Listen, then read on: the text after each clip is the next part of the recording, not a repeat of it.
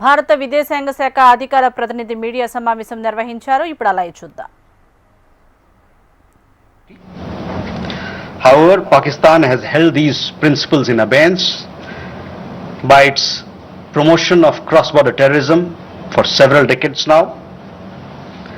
Now, as per CCS decision that I referred to of 23rd April, India will keep the treaty in abeyance until Pakistan credibly and irrevocably abjures its support for cross-border terrorism.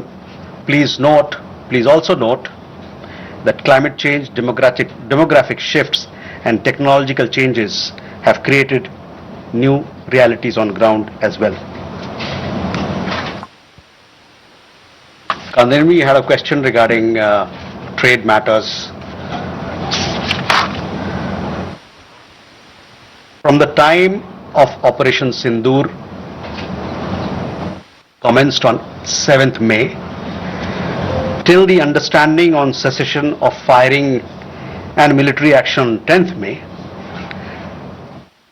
there were conversations between Indian and US leaders on the evolving military situation. The issue of trade did not come up in any of these discussions.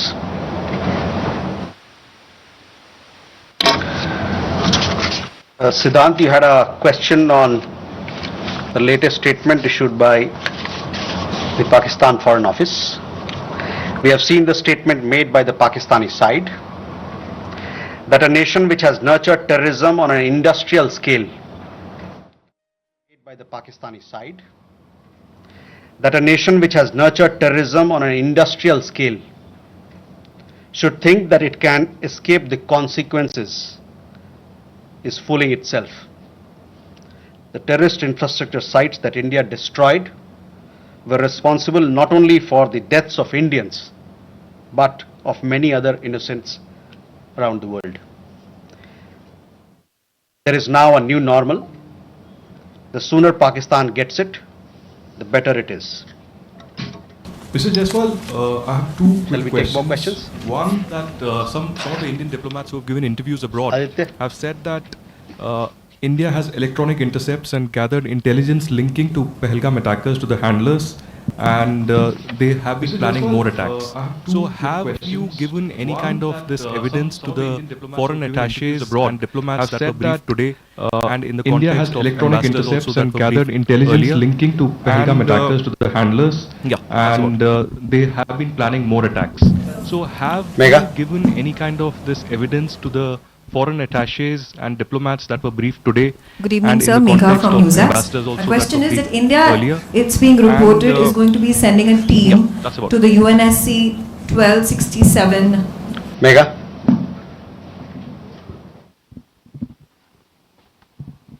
Good evening, sir. Megha from Newsax. My question is that India, it's being reported, is going to be sending a team to the UNSC 1267 Sanctions Committee. The meeting is going to be held later in the week, and the purpose for it is to declare the TRF as a globally designated terrorist organization. If you could shed more light into this. Okay. Rishabh?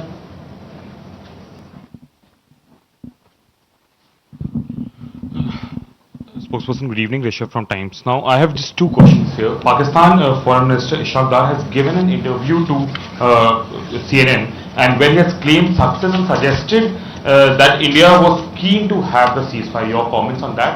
Also, there are a lot of buzz on social media as well as in various international media about nuclear leakage in Pakistan.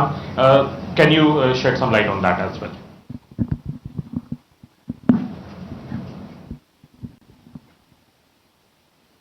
Manas?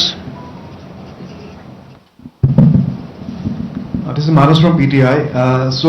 US President Donald Trump, again he claimed yesterday that he stopped a nuclear conflict between India and Pakistan, and he stopped escalation and saved millions of lives through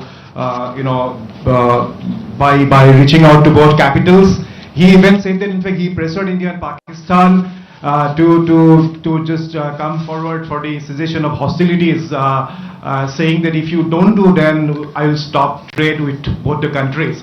So can you please clarify whether he just reached out to us and asked us to stop? You have been maintaining that in fact the resolution was arrived at by the two DGMOs, but have you just protested at the US side for making these claims which we consider are baseless?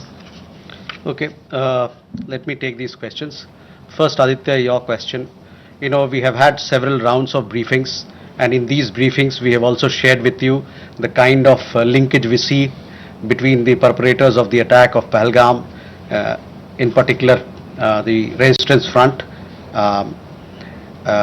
Foreign Secretary in his statement also made very clear the kind of evidence that we see, and investigation is going on in this particular matter. You would have seen that TRF had taken responsibility, and then second time again, second day, twice they had taken responsibility, and thereafter possibly at the behest of their handlers they rolled it back. But TRF is one organization which is a front of the Lashkar-e-Taiba, and you would understand and perhaps be in the knowledge of it that we have been pursuing listing of TRF in the United Nations, by the United Nations Security Council, by the Sanctions Committee, UNSC 1267 Sanctions Committee. I'm not privy to what was shared 2 hours back, but for sure we'll update you on as to how the investigation progresses in this matter. Mega on UNSC 1267 Sanctions Committee. Yes, over the last 2 years or so, 23, 24, we have been sharing information with the United Nations Security Council, the monitoring team of the Sanctions Committee, as to why the terrorist TRF, which is the front for Lashkar-e-Taiba, should be listed as a terrorist entity. We will be also, in few days' time, we will be sharing more details in this regard, and hopefully Security Council 1267 monitoring team will take strong note of what we present, what we file, and take due action against that is required. Rishabh, on your question regarding the interview that the Pak Foreign Minister gave. In the last week, as a result of Operation Sindoor, Pakistan has seen its terror centers in Bahawalpur, Murudke, Muzaffarabad, and other places destroyed. You have been informed of it in several of the briefings that we've had. Thereafter, its military capabilities were significantly degraded by us, and key air bases effectively put out of action. If the Pakistani FM wishes to project these as achievement, obviously he is welcome to do so. Where India is concerned, our stand was very clear and consistent from the start. We would target terrorist infrastructure operating out of Pakistan. If the Pakistani military stayed out, there would be no problem. If they fired on us, we would respond suitably. Till the night of 9th May, Pakistan was threatening India with a massive assault. Once their attempt failed on 10th May morning, and they received a devastating Indian counter response, their tune changed, and their DGMO eventually reached out to us. I just referred to the timings, etc., as to when they reached out. In essence, India's position remained the same. Pakistan's position changed on 10th May morning after its air bases were effectively put out of action. All you have to do is to look at who called who to negotiate the terms of the cessation of firing. By the way, we are living in a day and age where you have satellite pictures available commercially.